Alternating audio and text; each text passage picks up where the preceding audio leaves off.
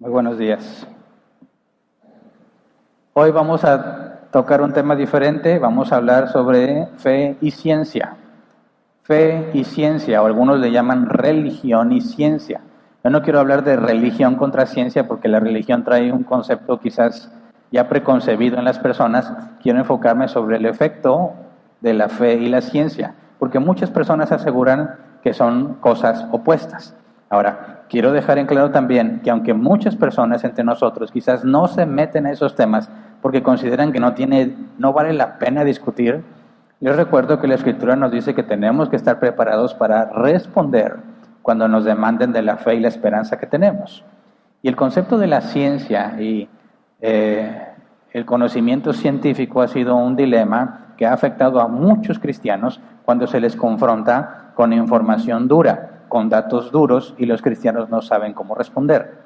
Quizás algunos de nosotros piensen, hombre, yo ya estoy grande, yo no entiendo ni de la ciencia ni nada, así que a mí no me sirve para nada. No, porque vas a tener nietos, si no es que ya los tienes, y en las escuelas les enseñan precisamente estos conceptos científicos y la idea de que son opuestos a la fe o a la religión.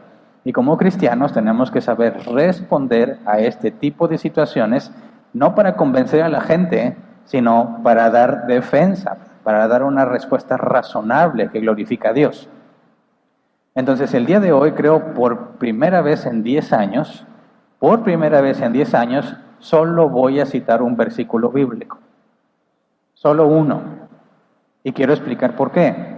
Porque en el caso de mi experiencia personal, este tema fue muy importante para mi vida cuando me acerqué al cristianismo.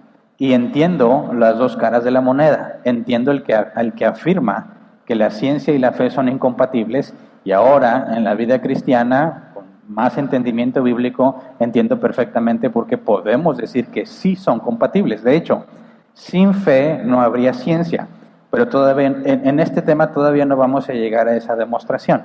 Pero como entiendo ambos bandos, porque yo me jactaba en mi ateísmo, en base a todo lo que aprendí en la universidad, llegué a la conclusión de que era absurdo creer en un Dios. Entiendo perfectamente cómo aquellos que aseguran que la ciencia es opuesta a la fe llegan a esa conclusión. Y me parece que lo más justo que podemos hacer para dejar en claro esta situación es dedicar esta sesión a entender cuál es la postura del científico o del método científico para que nosotros podamos entender con quién estamos hablando y cómo poder acercarnos de una manera correcta y evitar muchas discusiones sin sentido que se generan en este tipo de conflictos o debates. Entonces voy a mencionar un solo pasaje bíblico, citarlo, pero eso no significa que lo que voy a decir no es bíblico. Quiero que sea una conversación. Este es un tema que los cristianos tienen que escuchar desde la perspectiva de un científico y desde la perspectiva de un cristiano bíblico. Porque hay muchas perspectivas cristianas que no son bíblicas, mal llamadas cristianas, ¿verdad? Pero son las que hacen que el problema sea más difícil de entender. Puesto que nuestros hijos o nuestros nietos o nosotros mismos vamos a estar confrontados ante esta situación que cada vez toma más auge, necesitamos dar una respuesta bíblica. Así que quisiera que consideremos este supuesto problema entre la ciencia y la fe, que yo estoy adelantando, no hay ningún problema, pero la idea es que vayamos juntos entendiendo y deduciendo por qué no hay ningún problema. Pero quisiera citar a unos 3 ateos famosos para partir de este supuesto conflicto que ellos ven, partiendo de lo que ellos perciben, para de ahí tratar de comprender cómo explicar lo que es realmente la fe. Por ejemplo, Woody Allen, director de cine, judío y ateo. Quizás para los más jóvenes, pues quién sabe quién sea ese, ¿verdad? Pero si ya sabes quién es, pues ya más o menos revelaste tu edad. Y en cierto tiempo tuvo influencia, pero quizás no tanto actualmente, pero quiero que leamos su frase porque me parece que es representativa de la idea genérica que muchos tienen. Dice, según esto, Woody Allen, en realidad prefiero la ciencia a la religión. Si me dan a escoger entre Dios y el aire acondicionado, me quedo con el aire acondicionado. ¿Se entiende la idea? Entre ciencia y la religión, escojo la ciencia, porque la ciencia me da aire acondicionado y la religión no me da nada útil. Por consecuencia, ciencia o religión, no está hablando de ciencia o religión, escojo una o la otra. Él considera que no puedes tener las dos al mismo tiempo. Otro personaje, Jean-Paul Sartre, dice: yo no creo en Dios, su existencia ha sido desmentida por la ciencia. Y aunque no es muy famoso, esta frase es muy genérica, es muy conocida. Hay personas que aseguran que por medio de la ciencia se puede demostrar que no hay Dios. Es una idea muy generalizada. Y luego cito a Richard Dawkins, a quien es considerado el ateo más famoso del mundo. Ese sí tienes que haberlo escuchado en algún momento si te interesa el tema de la ciencia y la fe. Cito a Richard Dawkins, dice: como científico soy hostil a la religión fundamentalista porque pervierte activamente el esfuerzo científico. Nos enseña a no cambiar de opinión y a no querer saber cosas estimulantes que se hayan disponibles para el conocimiento. Subvierte la ciencia y atrofia el conocimiento. Richard Dawkins, biólogo ateo. Dice también él: lo que me preocupa de la religión es que les enseña a las personas a estar satisfechas con no comprender. Fíjate, él dice: yo soy un científico, es un biólogo, y afirma que la fe o la religión afecta, detiene, pervierte a la ciencia. Y que de alguna manera las religiones, aunque él normalmente ataca al cristianismo, te enseña a estar contento con no comprender. Si te fijas, podemos ver claramente que hay una separación entre ciencia y fe y que no pueden coexistir. Son vistas como cosas totalmente opuestas.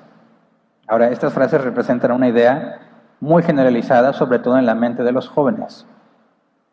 Cuando le enseñas esto a un niño, porque hablar de ciencia y método científico lo ves desde secundaria, si no me equivoco, quizás ya lo ven antes, es algo que te enseñan y dices: ah, sí, y ya, ¿verdad? Pero no es así, no es así sino hasta que entras a la universidad que empiezas a ser confrontado con muchas ideas. A veces ni siquiera tuviste que haber estudiado en la universidad, gente con la que te rodeas. Y ahorita con internet es muy fácil ver argumentos de este tipo, ¿verdad? Que ponen en aprietos a los cristianos porque no saben cómo expresar lo que ellos creen y mucho menos cómo responder a este tipo de situaciones, porque ellos mismos están creyendo lo mismo que los ateos que afirman este tipo de cosas. Ahora, yo quiero hablar aquí de la experiencia personal, porque ese era mi principal argumento. Cuando yo entré a la universidad, todavía yo me sentía una especie de creyente. Más decía yo era católico romano, aunque nunca hacía lo que los católicos romanos deben hacer, ¿verdad? No iba a misa, ni me confesaba con los sacerdotes. Sí fui bautizado, porque todos teníamos que ser bautizados, hacer el catecismo y todo ese rollo, ¿verdad? Tu traje blanco, tu velita, era todo un evento. Pero a mí ni me preguntaron, me dijeron: lo tienes que hacer y ya, ok. Como saben, también estudié en un colegio salesiano, me enseñaron monjas, las maestras eran monjas. Estuve en cierta forma adentrado con el catolicismo romano, pero cuando llegué a la universidad, aunque creía que había un Dios y creía en todos los santos y le rezaba a la Virgen María y todo eso, aún yo decía: soy creyente. Pero cuando llegué a la universidad, rechacé por completo esa idea. Dije: qué vergüenza ser creyente, la verdad. ¿Cómo me atreví a creer en Dios? Y en distintas ocasiones escuché a los maestros, de forma directa o indirecta, burlarse de aquellos que creen en Dios, porque desde la perspectiva de ellos es totalmente absurdo. Entonces fui adoptando esto de decir: es una vergüenza que yo crea en Dios, es una vergüenza que alguien que aprecia la ciencia crea que hay un creador, porque la ciencia demuestra que no. Eso es lo que yo pensaba. Entonces, yo estuve en la Facultad de Ciencias Físico-Matemáticas y todas las clases tienen que ver con física y con matemáticas en los primeros 6 semestres.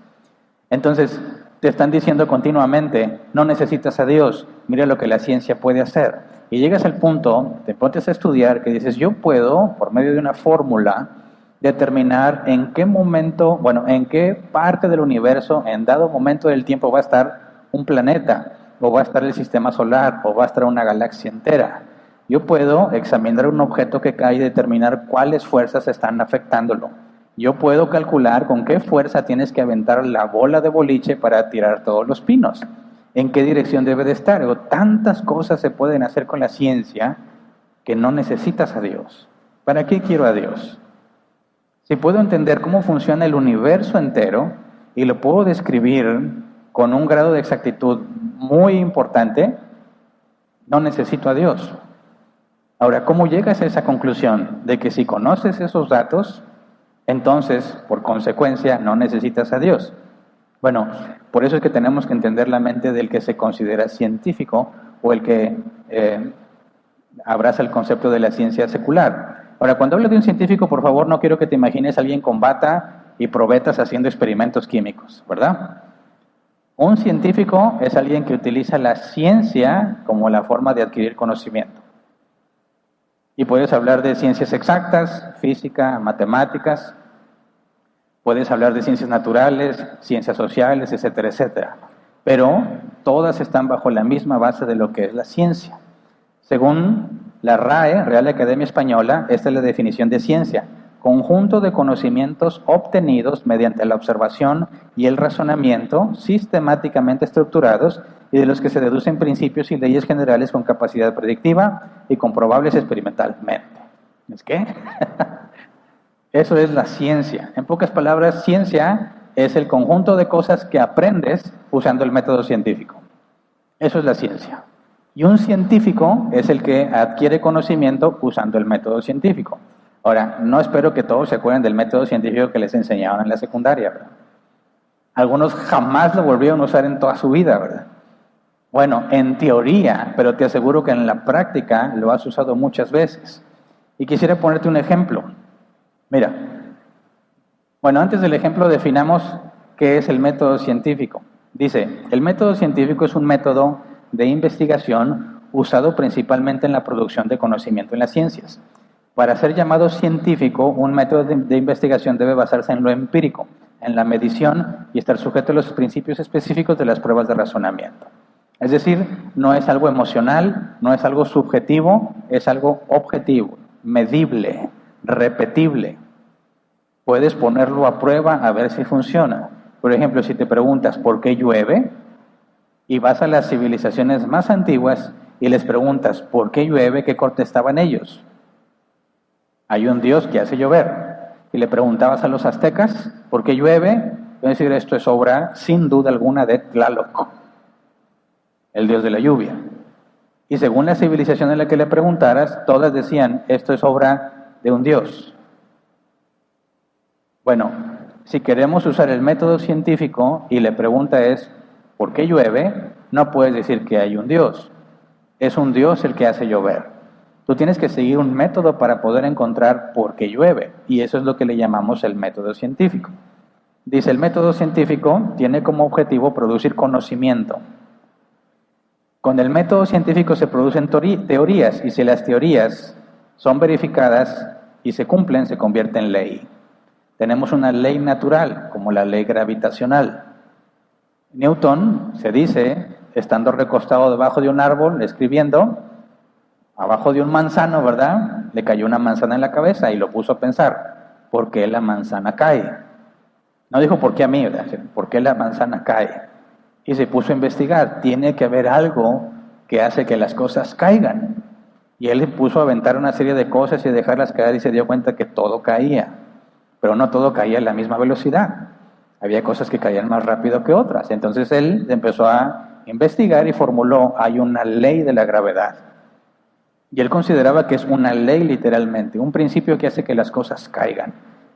Cientos de años después vino Einstein a cambiar completamente esa postura con la teoría de la relatividad y no hay una ley de la gravedad, sino que Einstein explica que el espacio y tiempo se curvan y hacen que las cosas bajen o desciendan o caigan. Pero no vamos a hablar de eso. Pero el punto es que en lugar de decir, es Dios quien hace que la manzana caiga, se pone a investigar el mundo natural y llega a una conclusión.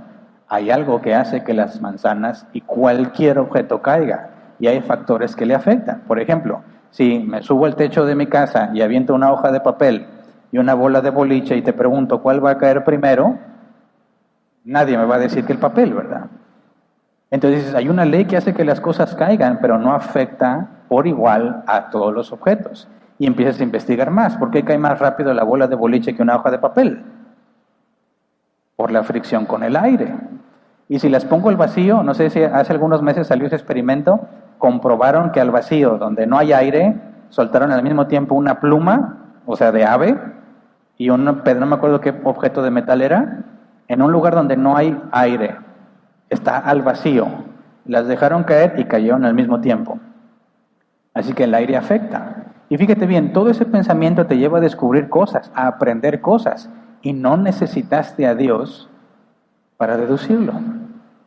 ¿Se entiende? Veamos un ejemplo del método científico en algo quizás común y corriente. Por ejemplo, yo me acuerdo mucho que quizás en la preparatoria y en la secundaria, en las clases de matemáticas todos se dormían. A mí no, porque a mí me gustaba mucho. Y yo volteé a decir, ¿por qué se duermen? Pero cuando llegaba a ciencias sociales me daba un sueño. Entonces, si quiero yo investigar por qué me da sueño, ¿me están haciendo brujería? ¿El maestro es el culpable de que me dé sueño? Ahora, cuando entré a la universidad me di cuenta que donde más tenía sueño era en la primera hora de clases, ¿verdad? Cuando tenía que estar a las 7 de la mañana. Llegaba a mi clase de las 7 de la mañana y me daba un sueño indistintamente de la materia. Pero si yo quisiera preguntar, ¿por qué me da sueño siempre que voy a la primera hora de clases de la universidad? Vamos a encontrar distintas respuestas. Quizás algunos van a decir, hay un demonio de sueño que hay que reprender y echar fuera. Eso me hubieran dicho en otras congregaciones donde yo estaba. Es una guerra espiritual, me hubieran dicho. Ahora, pero si yo quiero usar el método científico, ¿qué tengo que hacer? Bueno, hay 6 pasos. Observación, detectar el problema o formular el problema, hacer una hipótesis, experimentar, analizar los resultados y comunicárselos a alguien. Va de nuevo, observar. En mi ejemplo, yo observo que me da mucho sueño, lo observo en mí mismo. Hago o describo el problema. ¿Cuál es el problema? Me quedo dormido, ya no pongo atención en clases. Si el maestro me ve, me saca del salón. ¿Cómo le hago para evitarlo? Una hipótesis. ¿Por qué me quedo dormido? Ya sé, porque en la primera clase el maestro es bien aburrido. Esa es mi hipótesis. Yo creo que eso explica por qué me duermo en la primera clase del día. El 4º paso, experimentación. Bueno, vamos a hacer un experimento. ¿Cómo le hago para asegurarme si mi hipótesis es correcta? ¿Es el maestro el causante de que me dé sueño o hay alguna posible alternativa? Preguntaría con otros de mis compañeros, oye, ¿te duermes cuando te da clase con el maestro? No, no me duermo. Yo sí, está raro, ¿no? Entonces vamos a pensar en algo. ¿Qué tal si me falta dormir más? O el maestro es bien aburrido, o a mí me falta dormir más para que cuando llegue ahí no tenga sueño. ¿Cuántas horas duermo? ¿Cuántas dormías tú cuando eras jovencito? Yo me acuerdo que yo podía dormir 2 horas y como quiera llegaba fresco como lechuga. Ahora me estoy muriendo. Mi cerebro ya no razona. Bueno, tengo varias hipótesis. ¿Cómo experimento? No puedo experimentar lo que mis amigos me dicen, pero voy a decir, bueno, voy a hacer este ejercicio. Mañana me voy a acostar 1 hora más temprano y voy a ir con 1 hora más de sueño y voy a medir mis resultados. Así que llego el día siguiente, dormí 1 hora más y todavía me estoy durmiendo. Mi hipótesis falló. Quizás necesito 2 horas más de sueño. Porque si nada más dormí 2 horas y le agrego 1 más, no va a haber mucha diferencia, ¿verdad? Pero tengo que hacer el experimento, mi hipótesis y el experimento. Voy a dormir 1 hora más y luego otra hora más hasta que llegue a la cuenta de que si duermo 8 horas, ya no me estoy durmiendo. Y entonces digo, ¿saben qué he descubierto?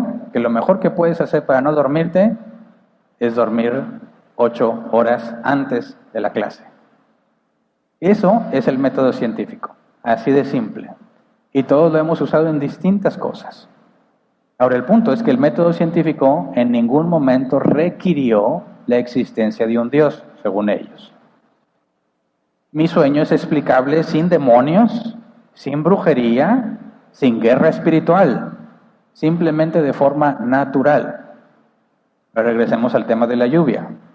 ¿La lluvia es provocada por Tlaloc? ¿Por alguna otra deidad? ¿Es Dios quien dice, ahora llueve en Monterrey y pues, llueve. ¿Cuántos de aquí oraron porque el día siguiente tenían un día de campo, un campamento y parecía que iba a llover?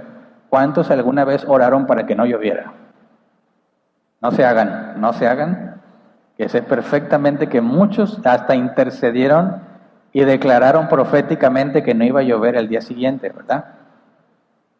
Fíjate cómo está bien metido ese concepto, que la lluvia, de alguna manera, es algo que Dios hace, ¿verdad? Y si yo le pido a Dios que no llueva, no va a llover, indistintamente de las leyes naturales que existen en el universo. Ahora, ¿cuántas veces, de 10 veces que hayas orado en días distintos para que no lloviera, cuántas no llovió? Levante la mano que diga las 10 veces, porque yo sí tenía mucha fe. No, a veces nomás una vez, gracias Dios, he perdido esta, a veces ninguna. Entonces es fácil, cuando alguien dice, a ver, entonces la lluvia no es algo que Dios está definiendo cada día o que va a dejar de hacer porque tú se lo pides. Porque podemos entrar en problemas más graves. ¿Qué tal si aquí necesitan nuestros campos, nuestras presas, mucha agua, mucha lluvia, y tú te pones a orar para que no llueva porque vas a tener una fiesta al aire libre? ¿Sería justo que Dios dijera, bueno, lo siento Monterrey, no va a llover porque mi hijo tiene su fiesta de 5 años y no se la puedo echar a perder? Claro que no, ¿verdad? Es mejor que se llene la presa, es mejor que se rieguen nuestros campos a que hagas tu fiesta de 5 años. Pero el punto es, ¿cómo usamos el método científico para asegurarnos de por qué llueve? ¿Por qué a veces sí, por qué a veces no?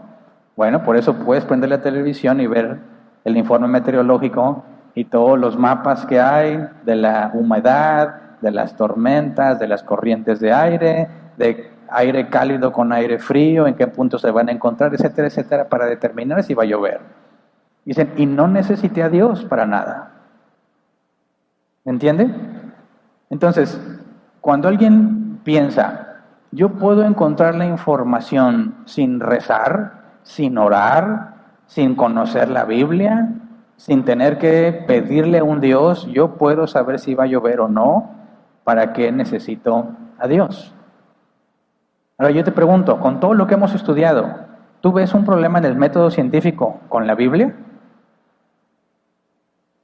¿Hay algún conflicto aquí que digas, no, pues sí, es que la Biblia no nos deja hacer eso? ¿Hay algo que no puedes experimentar porque la Biblia te lo prohíbe? Yo no le veo ningún conflicto, sin embargo hay personas que aseguran que hay conflictos y voy a citar algunos. Por ejemplo, tomados de distintas páginas web, de personas que aseguran que la fe y la ciencia son incompatibles. Dice, el ateísmo científico considera que a lo largo de la historia los creyentes recurren a Dios siempre que se hallan ante un fenómeno que no pueden explicar o dominar. A esto se le llama el Dios de los huecos. Es decir, si no puedo explicar lo que está pasando, concluyo, es Dios quien lo hizo. Está lloviendo, ¿por qué llueve? No tengo la más mínima idea, es Dios quien hace llover. No sé si has visto estas fotos en internet que dicen que es un milagro de Dios. Cuentan esta historia, que era una muchacha que se quería ir de fiesta con sus amigos y su mamá le dijo, no debes ir porque no es un lugar sano para ti. Y la muchacha insistió y su mamá no la dejó y se fue a escondidas. Se robaron el carro de su mamá junto con sus amigos para poder ir a su fiesta y se encontraron que en el carro estaba la Biblia de su mamá, porque su mamá era cristiana.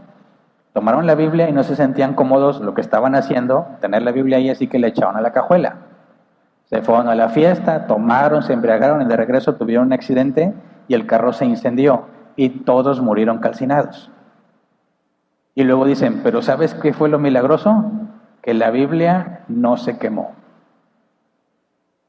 Dicen, ahí está prueba del poder de Dios. Y dicen los ateos, el poder de Dios hubiera sido que ninguno se hubiera quemado, ¿verdad? Dicen, no, pero ¿cómo puedes explicar que la Biblia no se quemó cuando el carro se incendió? Eso es un milagro. Te estoy poniendo un ejemplo del Dios de los huecos. Bueno, ¿por qué no se incendió la Biblia? Pues estaba en la cajuela. Y la cajuela no se consumió con el fuego. Por eso no le pasó nada a la Biblia. Pero muchos cristianos dicen, ahí está el poder de Dios. Ahí está la mano de Dios. Él protegió la Biblia. ¿Y por qué no protegió mejor a las personas? ¿Por qué la Biblia? Entonces, esta idea de el Dios de los huecos, de lo que no entendemos, decimos que Dios lo hizo, es lo que hace que muchos piensen entonces que el método científico es opuesto a lo que ellos creen. Yo no puedo estar diciendo, Dios, por favor que llueva, cuando hay leyes naturales que producen la lluvia. Hay todo un ciclo del agua, ¿verdad? Se evapora, sube, por las partículas pequeñitas, la temperatura las tiene suspendidas en el aire, cuando son suficientes se condensan, se juntan, se vuelven tan pesadas que por la gravedad caen. Y es lo que llamamos lluvia. Entonces, ¿oramos a Dios para que llueva o para que no llueva? ¿Dios tiene que ver con eso? Dicen ellos, no tiene nada que ver. No tiene absolutamente nada que ver porque hay todo un ciclo que se tiene que respetar. Ahora, ese es el punto. Eso es lo que ellos afirman. No necesito a Dios cuando puedo explicar todas estas cosas. Ahora, vamos a una explicación un poco más drástica. Dice, así rezan a Dios para que los libre de la peste negra, de buen tiempo que les dé buen tiempo para las cosechas o sane un enfermo incurable. Por el contrario, los avances en el conocimiento científico mostrarían que las verdaderas causas de esos fenómenos son exclusivamente naturales sin que haya ninguna necesidad de invocar un ser sobrenatural, en vez de rezar para que haga salir el sol en la excursión del día de mañana o para que una persona sane de una enfermedad desconocida. La expresión del Dios de los huecos enfatiza que Dios resulta únicamente útil en aquellas situaciones donde no entendemos qué es lo que está pasando. Otro portal dice, el Dios de la religión cristiana no ve con buenos ojos cosas tan fundamentales para la ciencia como la duda, la búsqueda del conocimiento más allá de lo que está revelado por Dios.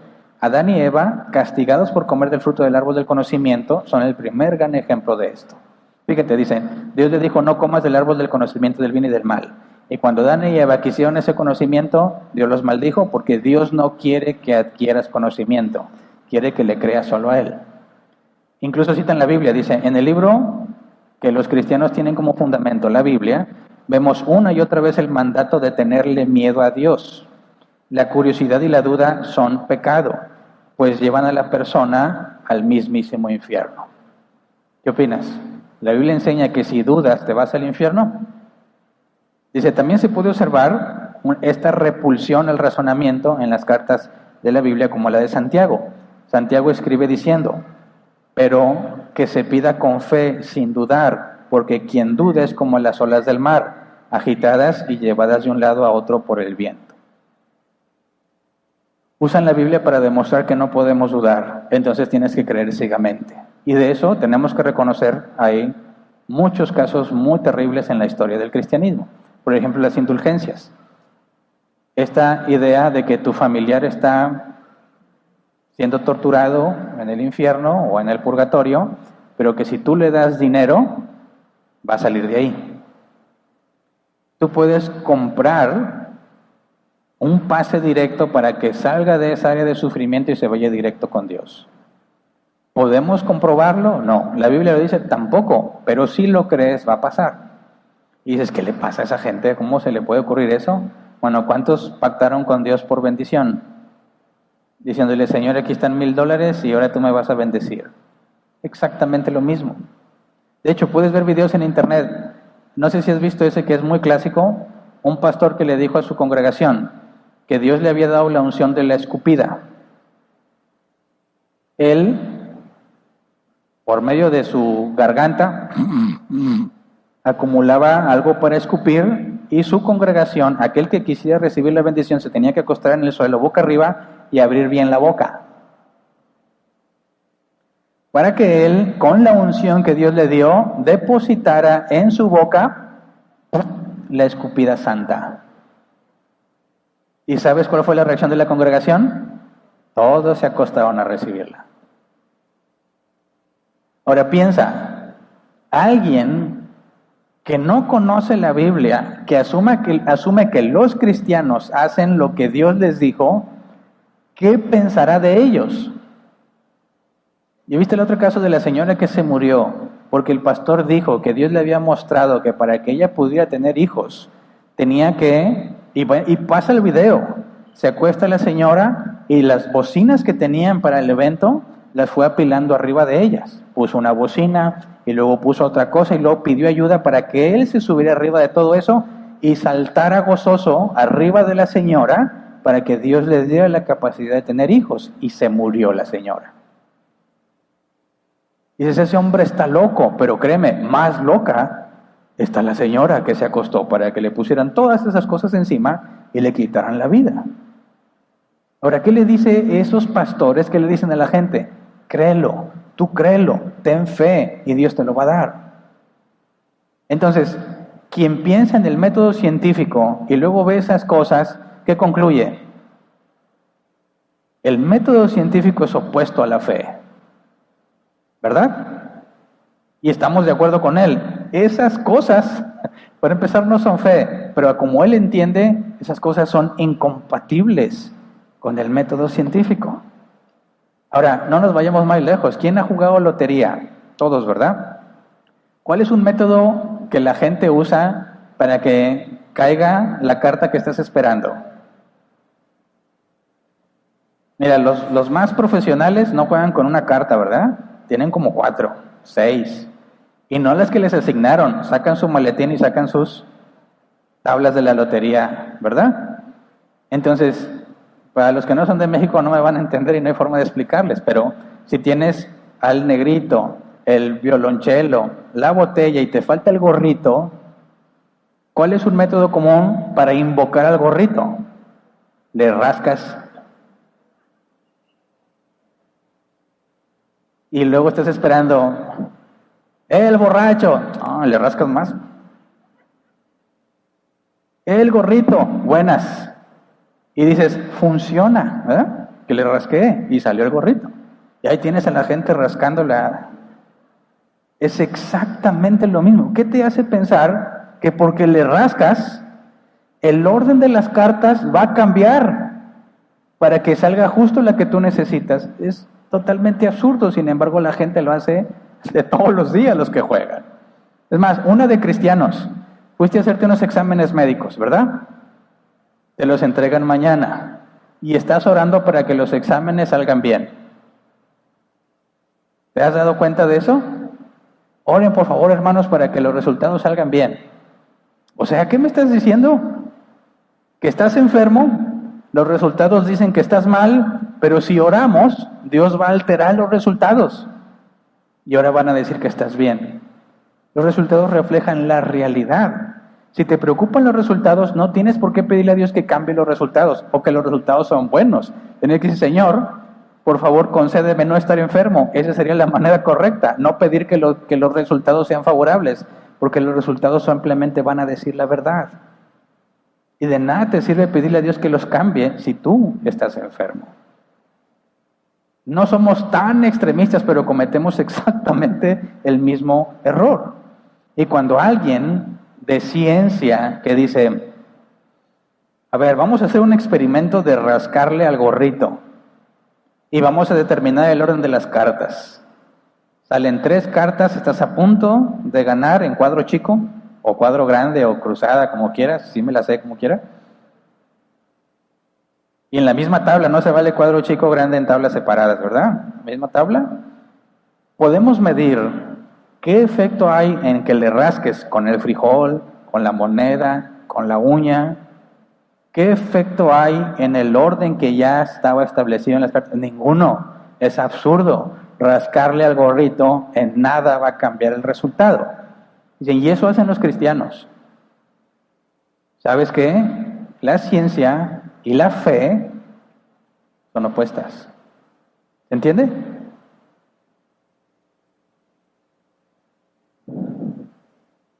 Mira lo que dice Richard Dawkins de nuevo. La fe es la gran escabullida, la gran excusa para evitar la necesidad de pensar y evaluar las diferencias. La fe es creer a pesar de la falta de evidencia o es creer debido a que no hay evidencia. Fíjate cómo define la fe.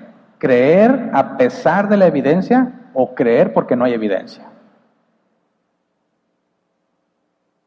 Dice después, lo que me preocupa de la religión es que les enseña a las personas a estar satisfechas con no comprender.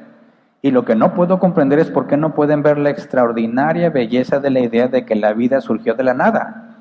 Esa es una cosa tan asombrosa, elegante y maravillosa, porque quieren saturarlo con algo tan complicado como un Dios. El ateo más famoso del mundo dice que la idea de que algo viene de la nada es maravillosa, asombrosa y elegante. Mañana vamos a demostrar por qué está totalmente equivocado. No mañana, el otro. Tampoco el otro domingo porque es el aniversario, hasta el otro. Ahora, Richard Dawkins es el ateo más famoso del mundo, pero él mismo no se considera ateo, ¿lo sabías?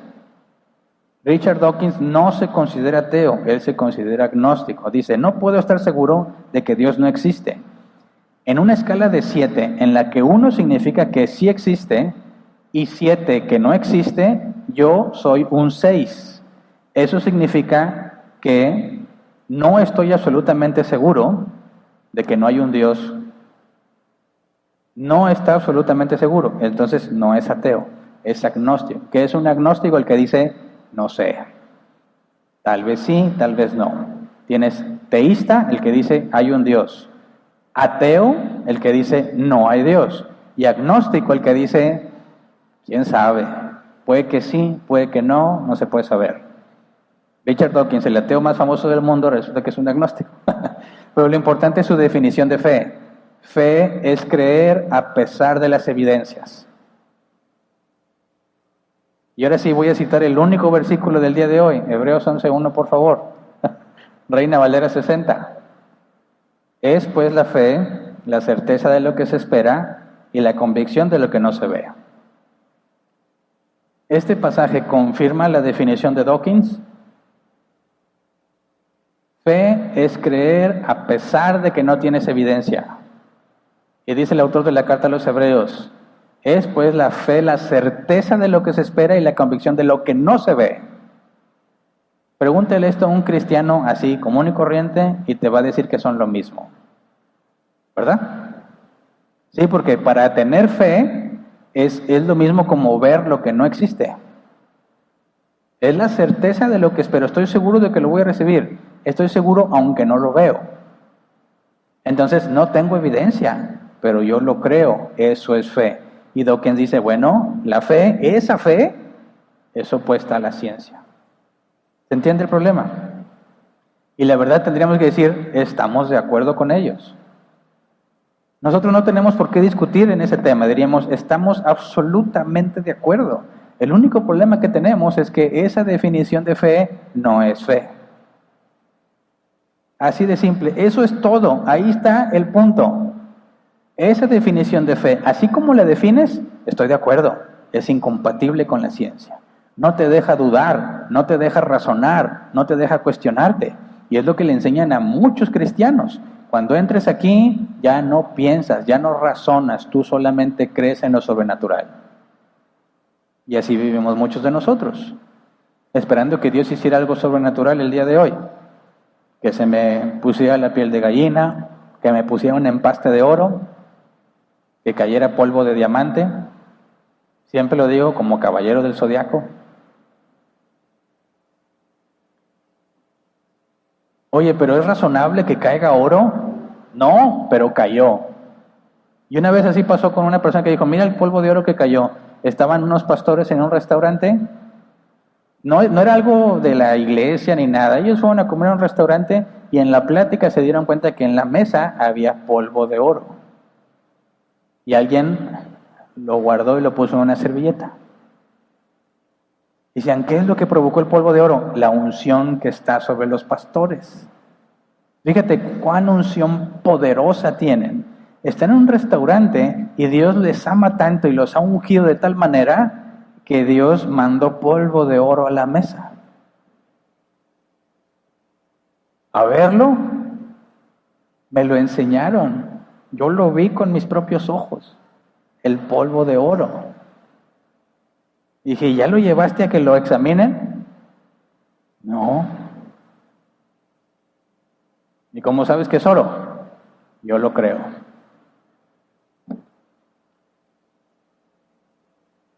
¿Por qué? Porque eso es la fe. La convicción de lo que no se ve. Yo no voy a poner a cuestionar a mi Dios. Esto es oro y yo lo creo. ¿Qué otra explicación hay? Pues sí, que me quieras engañar y que le eches diamantina, ¿verdad? Esa que venden en la mercería. Le echas el polvito de oro con lo que los niños hacen sus actividades. Además, ¿por qué Dios enviaría polvo de oro ahí? En un restaurante. Y nomás ellos vieron. ¿Cómo glorifica a Dios eso? No entiendo. Es absurdo. Ahora, si nos ponemos a razonar, tú no puedes razonar porque eres cristiano y tú eres un hombre de fe. Bueno, si soy hombre de fe bíblica, sí razono. Si doy de esa fe ciega que los cristianos enseñan, entonces no puedo pensar. Entonces ese es el punto. Yo tenía buenas razones para considerarme ateo. Cuando veo lo que hacen los cristianos, están locos. Están locos, no quiero saber nada de ellos, son extremistas. Por supuesto que no voy a creer que si abro la boca para que me escupan, me va a bendecir Dios. Están locos de remate. Y luego te pones a discutir con los cristianos sobre eso. Y ellos te dicen, no, es que tú tienes que creer. Pero ¿por qué voy a creer si no tengo evidencia? Si no crees, te vas al infierno. Dame evidencia del infierno. No, es cuestión de creer. Y si yo no creo, Dios te va a mandar al infierno. Y de ahí no lo sacas. Dices, gente rara, extraña, que no piensa, ignorante. Yo no quiero tener nada que ver con el cristianismo.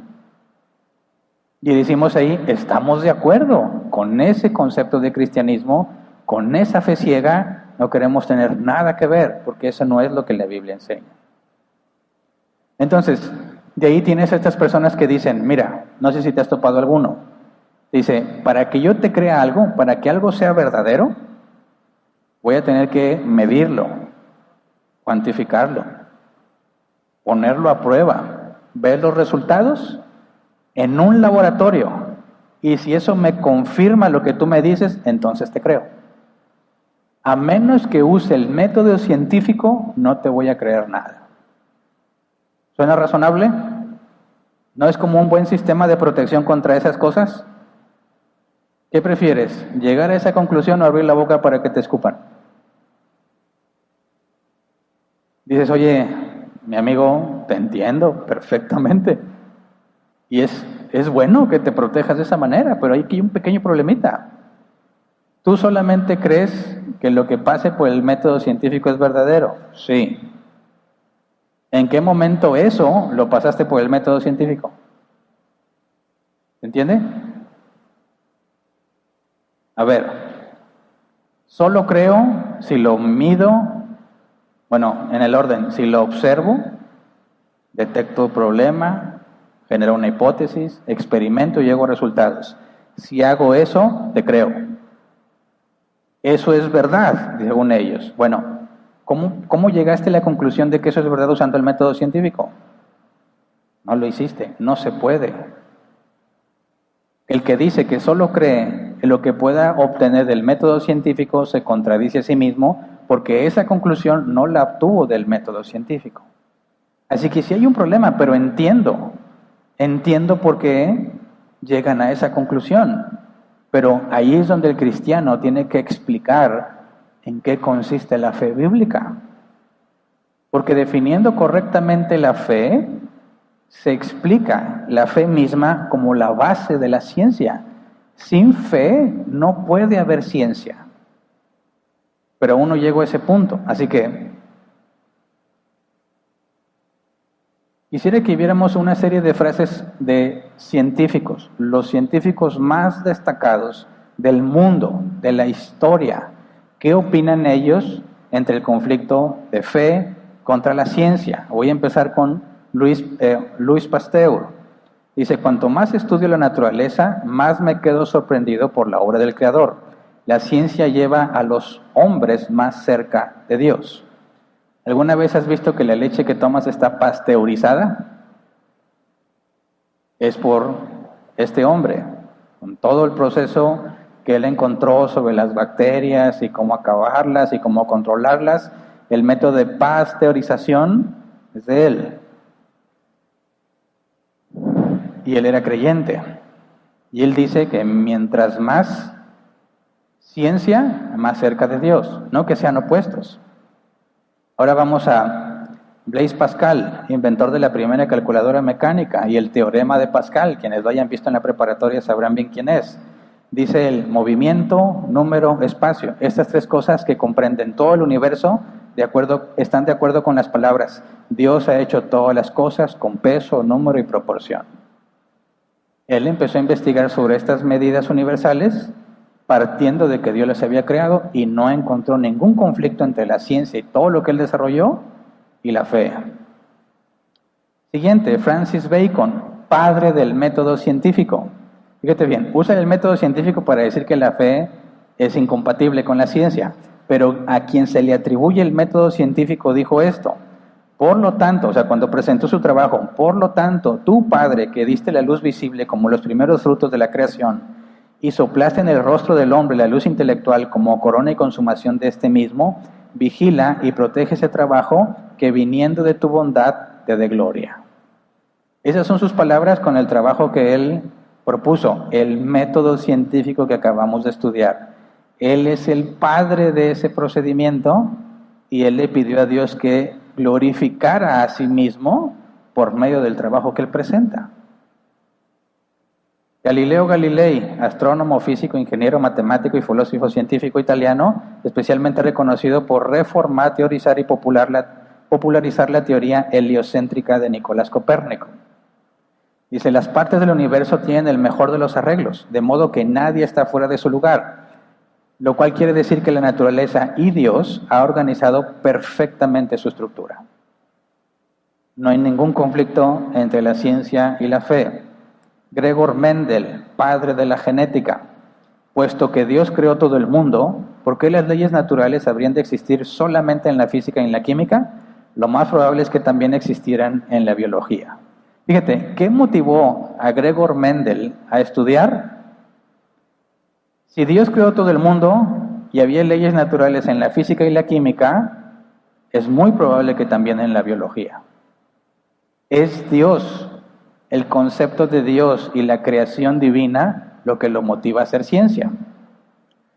Isaac Newton, físico, matemático, inventor, astrónomo, teólogo y filósofo cristiano de nacionalidad inglesa, es considerado uno de los padres de la ciencia moderna y muchos lo perciben como el mejor físico matemático de la historia y el científico quien ha dejado el legado más valioso e influyente de todos los tiempos. Resulta que es cristiano. Esto es lo que dice Isaac Newton: es la perfección de las obras de Dios que todas ellas están hechas con la más grande sencillez. Él es el Dios de orden y no de confusión, y por lo tanto, a medida que se entienda el marco del mundo, hay que esforzarse por reducir el conocimiento a toda la sencillez posible. Así debe tratarse la búsqueda de estas visiones. Nuevamente, él parte de que hay un Dios y un creador para hacer ciencia. De hecho, él es el padre de la ciencia moderna. ¿Cómo tenemos estos ateos diciéndonos que la ciencia y la fe son opuestas cuando los creadores de todo eso lo hicieron partiendo de la premisa de que hay un Dios y por consecuencia hay orden en el mundo y en el universo?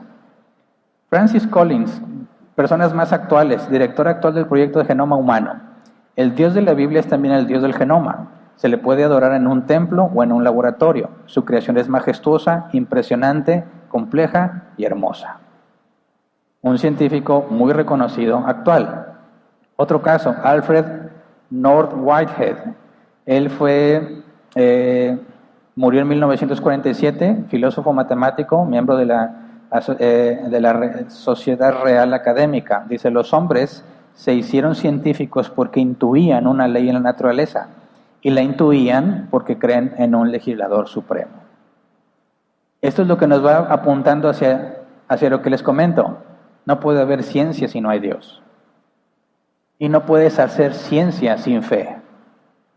No como algo opuesto, sino que es indispensable Dios y la fe para poder hacer ciencia. Melvin Calvin, Premio Nobel de Química en 1961. El universo está gobernado por un solo Dios. Esta idea monoteísta parece ser el fundamento histórico de la ciencia moderna. Otro, Premio Nobel de Física en 1997, William D. Phillips. Yo creo en Dios gracias a la ciencia, no a pesar de la ciencia. Max Born, Premio Nobel de Física de 1954, debido a sus investigaciones en torno a la mecánica cuántica. Solo dice él, solo la gente boba dice que el estudio de la ciencia lleva al ateísmo. No hay incompatibilidad alguna entre la ciencia y la fe. La ciencia demuestra la existencia de Dios. Esto es lo que dicen los científicos, tanto los que originaron toda la base de la ciencia moderna, como científicos prominentes de la vida actual. No hay conflicto entre la ciencia y la fe. Quienes creen que hay un conflicto no han entendido la fe. Y la pregunta es, ¿por qué no han comprendido la verdadera fe? ¿Por qué? Porque los cristianos no la conocen y la enseñan mal. ¿Verdad? Entonces, ¿de quién es la culpa de este supuesto conflicto? De los cristianos. Los representantes de Dios. Los embajadores del reino. Los que glorifican a Dios en lo que hacen. Los que dan respuesta a la demanda que les piden sobre su esperanza. ¿Qué es lo que están haciendo los cristianos? Mancillando el nombre de Cristo, haciendo que la religión, la fe, sea algo vergonzoso, algo despreciable. Son los cristianos los que han generado este conflicto, porque los científicos que dieron origen a toda la base que tenemos de la ciencia moderna, iniciaron la ciencia porque hay un Dios y porque tenían fe en Él. Entonces, para poder hacer ciencia, si yo digo, voy a hacer este experimento y lo voy a repetir una y otra vez, para poder encontrar una teoría, y a lo mejor es una ley, pero en realidad venimos del caos y del azar, ¿por qué esperas orden en la creación? ¿Por qué esperas que tienes un razonamiento para procesarlo? Una ley no proviene del desorden. ¿De dónde provienen las leyes naturales? No puedes hacer ciencia a menos que primero resuelvas ese punto. Y es ahí donde el cristiano aprovecha para hablar del Dios de la Escritura. Y el problema debe intelectualmente eliminarse por completo. Pero te aseguro que aunque les expliques eso, van a seguir aferrados. ¿Por qué? Porque el único que convence de pecado, dice la Escritura, es el Espíritu Santo. Un argumento no convence de pecado a nadie. Podrás darle la mejor explicación del mundo y aún así no se convence. Y el ejemplo más claro es Judas Iscariote. ¿Quién era su maestro? Jesús, el Hijo de Dios encarnado.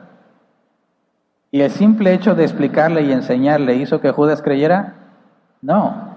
Si Jesús, su enseñanza en sí misma no tiene la capacidad de cambiar a Judas, que Él es el maestro de maestros, nuestros argumentos, ¿qué van a hacer? Nada. Pero tenemos la responsabilidad de dar razón de nuestra esperanza.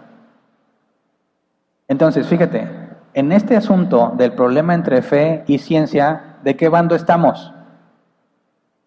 ¿De los cristianos con una fe errónea o de los que abrazan la ciencia y rechazan esa fe?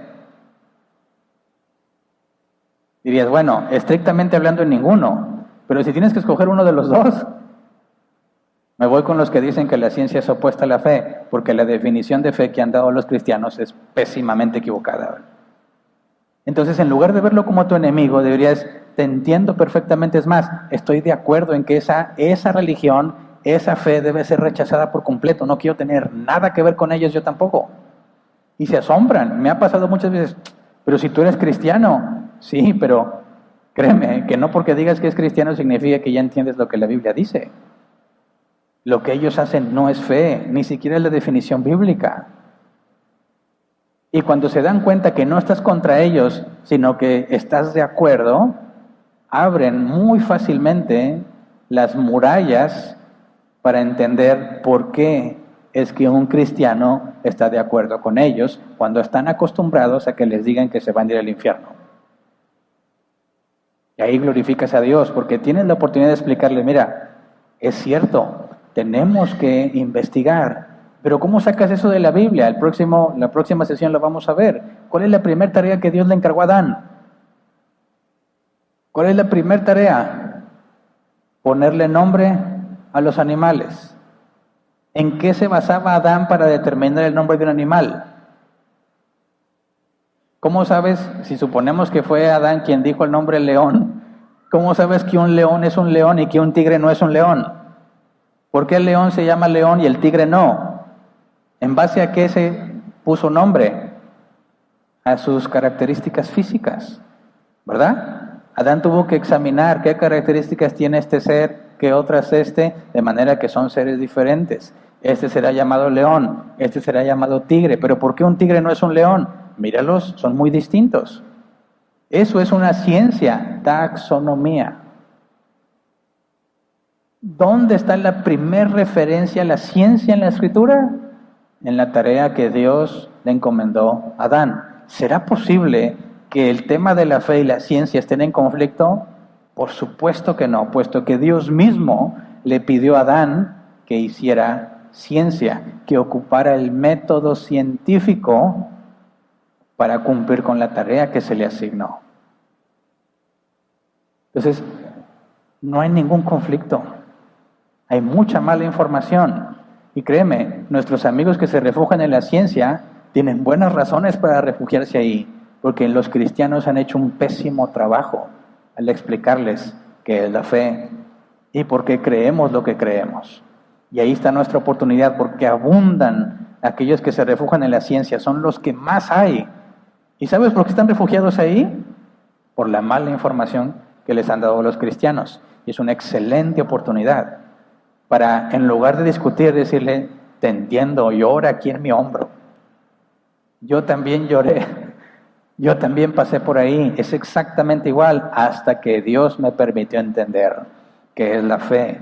Porque sin fe, sin Dios, es imposible hacer ciencia. Y en mi experiencia, ninguno se ha negado a escuchar lo que tengo que explicarles con respecto a eso. Porque es nuevo. No todos lo aceptan, por supuesto que no, pero te escuchan. Y casi siempre, sin excepción, dicen, jamás había visto al cristianismo de esa manera. Y es una enorme ganancia, es bastante, porque empiezas de a poco, de perdido en él, a que empieza a entender que el cristianismo no es una fe ciega, que es razonable y que Dios incluso nos demanda que practiquemos la ciencia en nuestras actividades diarias. Y lo hemos aplicado sin saber en el matrimonio, en la familia, en muchas cosas. ¿Cómo sabes que tu esposa está enojada? Por medio de la observación. ¿Por qué está enojada? ¿Por qué se enojó? Hipótesis, ¿verdad? Oh, se me hace que es por esto. Se me hace que es porque llegué tarde. Se me olvidó. A ver, cumplimos años de casados. Y luego lo experimentas. ¿Cómo estás, mi amor? Hoy es un día muy especial, ¿verdad? Ay, se te había olvidado, ¿eh? Ah, sí, ¿eso te parece? Oh, empiezas a comprobar tu hipótesis. Está enojada por eso. ¿Y luego qué sigue? ¿Ya la comprobaste ahora? Experiméntale más. ¿Cómo ves si vamos a cenar? Te tengo una sorpresa. Como dice, hay un tip que me pasaron, nunca lo he aplicado con mi esposa. Y al momento en que lo diga ya no lo voy a poder aplicar, pero les paso esta información valiosísima. Decía un hombre, un caballero, cuando se te olvide el aniversario y no preparaste un lugar a donde ir, no le digas eso, dile, vamos a ir a un lugar sorpresa. Y cuando yo diga, vamos a las alitas, te acaba de revelar el lugar al que ella quisiera ir. Y entonces le dices, exactamente. ¿Se entiende? Sabiduría de lo alto, dice. El método científico lo usamos en muchas cosas, sobre todo si queremos ser buenos administradores. Y luego nos quieren convencer de que no lo podemos usar porque somos hombres de fe. Están muy equivocados. Pero entiendo, la culpa en gran parte No es totalmente de ellos, la culpa es de los cristianos. Y tenemos que hacer algo al respecto, glorificar a Dios enseñando la verdad. Entonces, a partir del día de hoy, poniendo como base esto, que es más tratar de entender que no estamos siendo enemigos de ellos, sino que incluso estamos de acuerdo con ellos en muchas cosas, es el punto de partida para empezar a probar por qué la ciencia sin Dios, sin la fe, es imposible. ¿Ok? Entonces vamos a ponernos de pie y vamos a orar.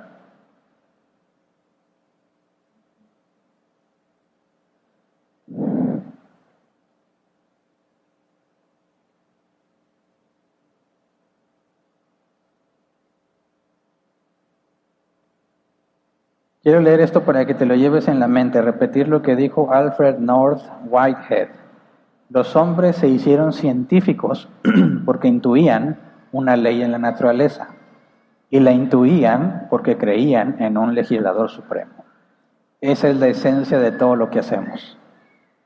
Salgo a buscar provisión para mi familia porque asumo que hay un Dios que me provee. Y que si yo hago la parte que me corresponde, Él me va a dar lo que yo no puedo hacer. Cuando me esfuerzo por vivir en santidad, lo hago porque sé que hay un dador de la ley que me va a juzgar.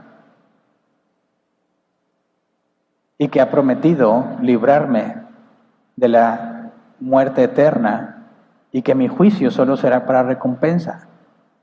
Hago el esfuerzo por hacer las cosas bien porque sé que hay un Dios que me lo demanda. Me esfuerzo por amar a mi esposa como a mí mismo porque hay un Dios que instituyó el matrimonio. Y el matrimonio no es un invento humano, ni procede del humano, sino que procede de Dios. Así que me esfuerzo por tener un matrimonio sano porque hay un Dios que ha instituido el matrimonio y me lo demanda. No lo hacemos simplemente porque buscamos un beneficio o porque funciona. Empezamos a buscar, empezamos a investigar y empezamos a mejorar porque sabemos que Dios está atrás de todo esto. Porque es una demanda o es algo que a Él le agrada. Y esa es la razón por la que hacemos todo, incluyendo la ciencia.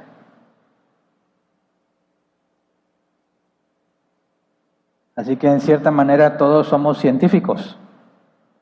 Cuando aplicamos el método científico a lo que hacemos. Y lo mismo hacemos cuando examinamos la doctrina falsa.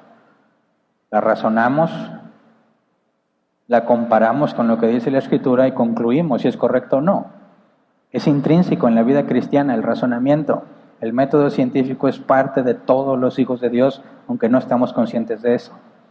Y tenemos que entenderlo para poder aprovechar las oportunidades y glorificar a Dios siempre que sale el debate de la fe contra la ciencia. Así que roguemos al Señor que nos guíe en este estudio que vamos a empezar por medio de su palabra, para que en lugar de contribuir al problema, ayudemos a que el concepto del cristianismo bíblico sea cada vez más conocido, para que nos lleve incluso a una mejor sociedad. ¿De qué vamos a orar? Señor, te rogamos, Padre, que nos des entendimiento para comprender las cosas que creemos, por qué las creemos, cómo las ponemos en práctica y cómo las enseñamos a otros. Padre, los cristianos han estado tan alejados de los temas de la ciencia que se han convencido de que la ciencia es incompatible con Dios. Hemos cometido tantos errores a la hora de explicar lo que creemos y por qué lo creemos, que nosotros mismos hemos causado el problema. La gente tiene que mantenerse alejada de los que se dicen cristianos por las tonterías que hacen. Ya sea que lo hagan intencionalmente, con conciencia de pecado, o porque están siendo engañados, tu nombre sea vituperado, Señor. Y nosotros también hemos sido parte de eso. Cuando no entendíamos, cuando no te conocíamos como ahora te conocemos, hicimos y dijimos cosas vergonzosas. Dimos nuestro dinero, hicimos cosas absurdas, porque dejamos de pensar, dejamos de razonar. Nos creímos ciegamente lo que nos dijeron y nos engañaron. Y nuestros engañadores no todos tenían la intención de engañar. A sí mismos eran personas engañadas. Pero tuviste a bien mostrarte a nosotros, Señor. Hacernos comprender de a poco, cada vez un poco más, lo que tu palabra enseña. De manera que podamos razonar. De manera que podamos deducir e inducir de lo que dice tu palabra. Enséñanos, Padre, a entender cómo la ciencia te glorifica, cómo la ciencia nos conduce a ti, parte de la revelación natural de manera muy limitada, pero es la ciencia la que nos lleva a concluir un creador. Enséñanos a comprenderlo de manera que lo podamos explicar fácilmente, sin conceptos rebuscados, de una manera que cualquiera pueda entendernos, Señor. No hay ningún problema entre la ciencia y la fe, al contrario, sin la fe es imposible hacer ciencia. Enséñanos, Padre, a entenderlo, comprenderlo, practicarlo y enseñárselo a otros, para que tu nombre sea glorificado. Es lo que te pedimos en el nombre de Jesús. Amén. Pueden sentarse.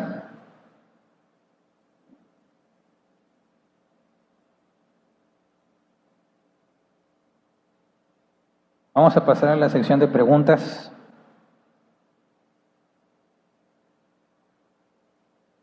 Tenemos 15 minutos para responderlas.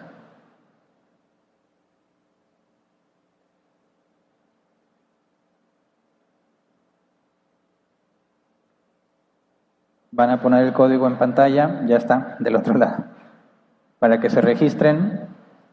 Algunos me habían preguntado sobre estos temas y les había comentado que la idea era que viéramos estos temas de manera que cualquiera no cristiano que se refugie en la ciencia pueda escucharlos y entienda, es decir, sin tantos términos bíblicos o sin tantos conceptos cristianos que alguien que no es cristiano difícilmente comprendería. Entonces, la intención es que estos temas puedan ser lo suficientemente claros para cristianos y no cristianos y que podamos usarlos para compartirlos con aquellos que no son cristianos y que afirman que hay una clara oposición entre ciencia y fe, de manera que pueda servir para aclarar un poco la situación, ¿verdad? Y si Dios quiere, ayudarles a comprender la necesidad de un Salvador. Pero bueno, paso a leer las preguntas que hay aquí. Dice Blanca Solórzano: pastor, en la historia de José en la sequía, que fue por 7 años, ¿sucedió porque naturalmente iba a pasar y Dios lo sabía, o Dios provocó esa sequía para hacer lo que él ya tenía planeado por lo de José? Mira, todavía no tenemos información para llegar a esa conclusión, pero la respuesta es las dos cosas. Dios ha ordenado todo de manera que se cumpla su voluntad. Así que si Dios le revela a José que va a haber años de sequía y años de abundancia, eso no significa que en ese momento del tiempo Dios alteró el universo para que sucediera. Más bien, puesto que Dios ha definido todas las cosas desde antes de la fundación del mundo, Dios ya ordenó todos los fenómenos naturales para que sucediera justo en el momento en el que José estaba en esa situación, en esa condición, y Dios iba a ser glorificado. Entonces, si te fijas, Dios no necesariamente tiene que intervenir para cambiar el orden del universo y que se cumplan sus planes, sino que Dios ya ordenó el universo y las leyes naturales de manera que se cumplan sus planes. Por eso son las dos cosas. Dios interviene y son las leyes naturales que Él determinó antes de la fundación del mundo para que se cumpliera ese propósito. Esa es la manera bíblicamente correcta de entender lo que pasa. No es una cosa o la otra. Dios es el que ha causado todas las cosas y todo trabaja según su soberano propósito.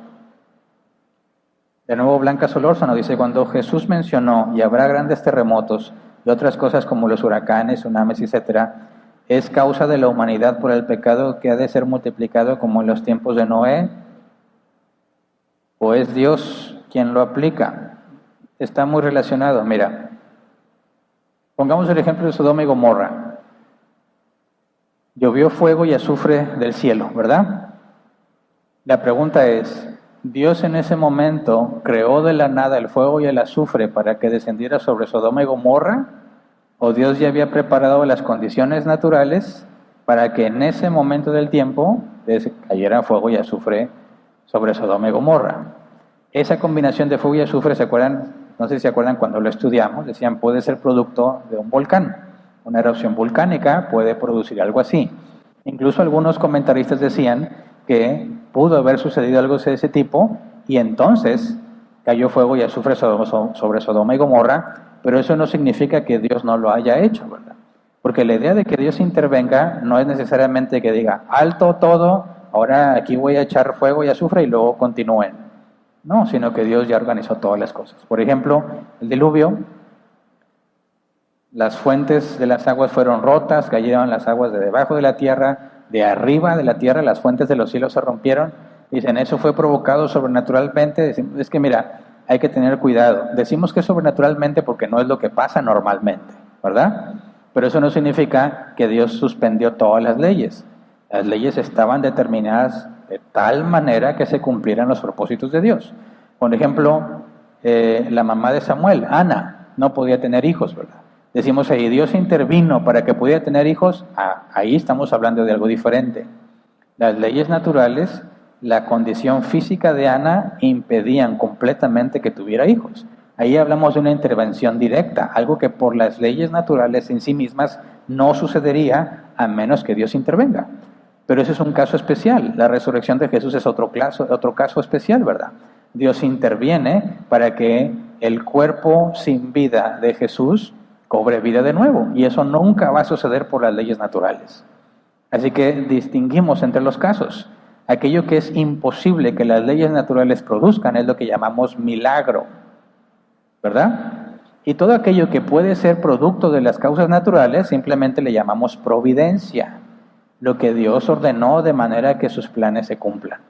Pero no las mezclemos, no las confundamos y apliquémoslas según cada caso que estemos analizando. Son todas, ¿verdad? Muy bien. Entonces, si Dios lo permite, nos vemos el próximo domingo para celebrar el aniversario. Todas aquellas personas que se hicieron miembros de Árbol Plantado y no pusieron su huella desde el aniversario pasado, tenemos una noticia para ustedes. Les vamos a asegurar su lugar para la reunión del aniversario porque tienen que venir a poner su huella en el árbol. ¿No es el libro de la vida? No vas a ser borrado de ahí como quiera, a menos que le pase algo a ese árbol, ¿verdad? Pero ahí están las huellas de todos los que han hecho el compromiso de ser miembros de Árbol Plantado y nosotros cada aniversario pedimos a todos los que se hicieron miembros de la iglesia en el último año para que pasen y pongan su huella en el arbolito. No hay nada espiritual, no te va a bendecir Dios porque pongas la huella, es simplemente que nosotros veamos cómo ese árbol ha ido floreciendo. Si Dios lo permite, el próximo aniversario les vamos a mostrar la foto del árbol sin ni una sola hoja, sin ninguna huella, que es como empezamos.